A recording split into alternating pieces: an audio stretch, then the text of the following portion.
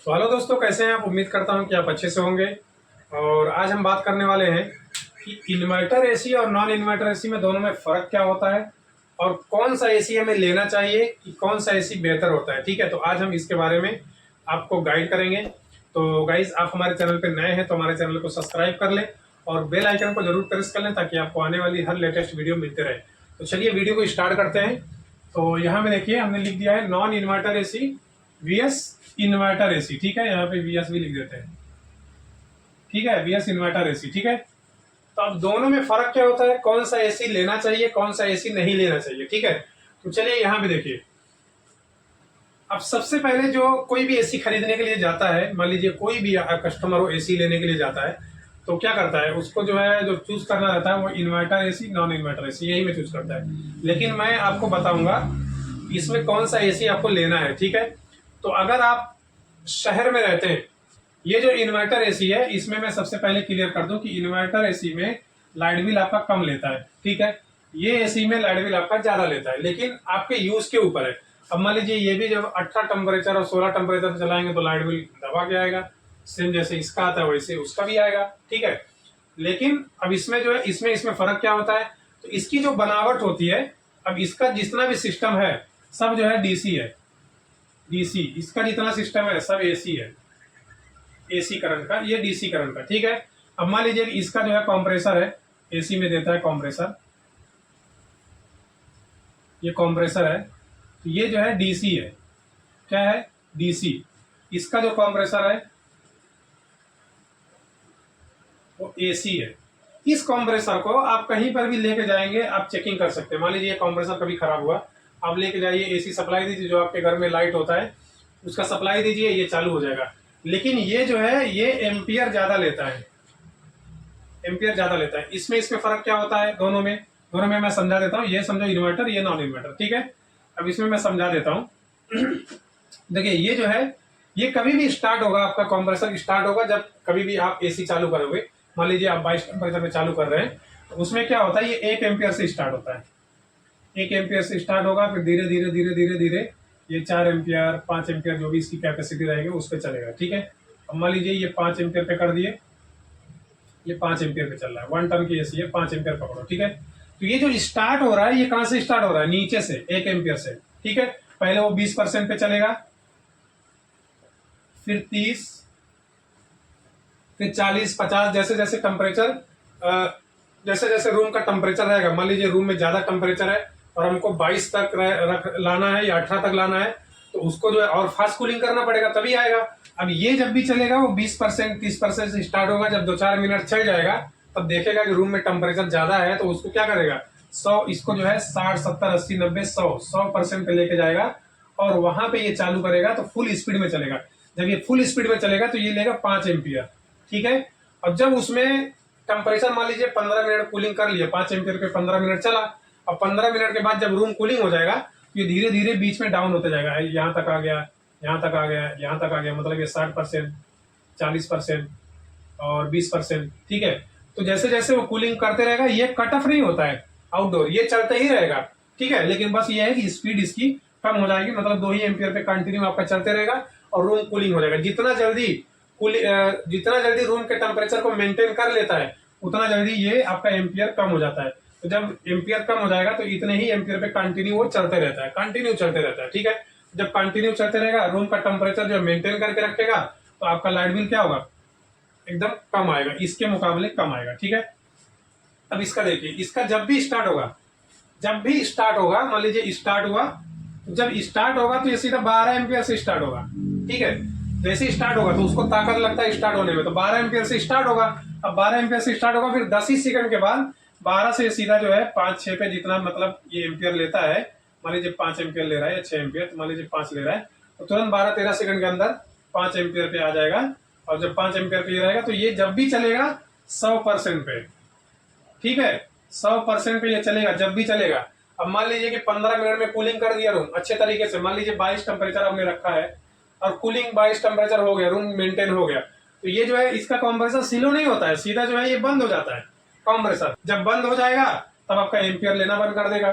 ठीक है, तो जब भी ये स्टार्ट होगा, फिर से जब स्टार्ट होगा तो 12 से स्टार्ट होगा, 5 एम्पियर पे फुल स्पीड में चलेगा।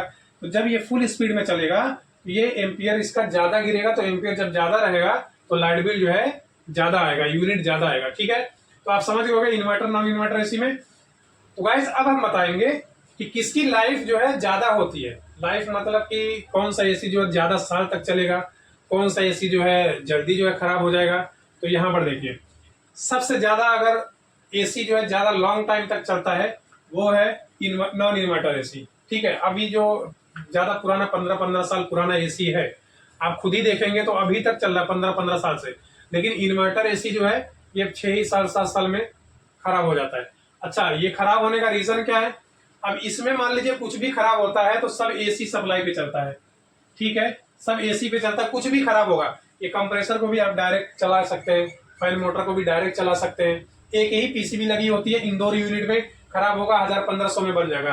कंप्रेसर नहीं चल रहा, कैपेसिटर वगैरह खराब होगा 1800 में बन जाएगा। गैस चार्जिंग 2000, 2500, 3000 में हो जाता है। लेकिन इन्वर्टर एसी में क्या है? इन्वर्टर एसी में आपका जो पीसीबी है, इंडोर में भी पीसीबी आता है और आउटडोर में भी पीसीबी आता है, क्योंकि यहाँ पे ये डीसी हो गया।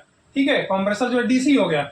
अब ऐसा डीसी नहीं है कि जो है 12 वोल्ट और 24 वोल्ट से चलेगा कि बैटरी लगाइए और बैटरी से चला के डायरेक्ट आप चेक कर सकते हैं। ऐसा बिल्कुल नहीं है। ये आपको डायरेक्ट अगर चलाना तो चला ही नहीं पाएंगे बिना पीसीबी के। पीसीबी रहेगा और उसी कंपनी का रहेगा तो ही ये चलेगा, नहीं तो नहीं चलेगा। अब मान लीजिए कि इसमें जो है, देखिए इसका मेंटेनेंस कम है, इसका मेंटेनेंस ज्यादा है। अब आप सोचेंगे कैसे? इसमें जो है पीसीबी लगे होते हैं। अब आउटडोर पीसीबी में अगर कुछ प्रॉब्लम आ गया तो आपको इंडोर पीसीबी और आउटडोर पीसीबी दोनों बनवाने के लिए देना पड़ता है। ठीक है, इसका जो है चार्ज भी ज्यादा है, इसके टेक्नीशियन भी आपको कम मिलेंगे, मार्केट में बहुत कम मिलेंगे। और इसका जो भी मान लीजिए अगर आप नया पीसीबी खरीदते हो, मान लीजिए 5-6 साल में आपके पीसीबी में कुछ प्रॉब्लम आ गया, अगर मार्केट में बन गया तो टेक्नीशियन 5-6 हजार रुपये चार्जेस करता है और बना देता है। अगर मान लीजिए नहीं बना तो आपका एसी तो एकदम वाइट दिखेगा, नया नया एसी एकदम नया दिखेगा। लेकिन पीसीबी जब खराब हो जाएगा तो कंपनी क्या चार्ज लेती है? 12,000 से 16,000 रुपये चार्ज करती है इंडोर टू आउटडोर। ठीक है, इंडोर टू आउटडोर 12,000 से 16,000 रुपये लेगी पीसीबी का। मान लीजिए आपका कंप्रेसर भी खराब हो गया तो अगर पीसीबी सही है, कंप्रेसर ही खराब हो गया तो कंप्रेसर भी आपको कम से कम 12,000 के नीचे नहीं मिलेगा। ठीक है, तो ये हो गया कि इसको अब एसी ये खराब होता है तो ये क्यों जो है कम टाइम चलता है। देखिए, अब 12,000 रुपये ये तो डालिए, अब या तो जो है एसी को फेंक दीजिए, दोनों में एक ही चीज बचा है। अगर आप 16,000 रुपये 12,000 रुपये खर्चा करने के लिए रेडी हो तब तो आपका एसी लॉन्ग टाइम तक चलेगा। मान लीजिए फिर अब जितना आप लाइट बिल इसमें बचाएंगे, आपका एक चीज है कि इसमें जो है लाइट बिल सेविंग होती है।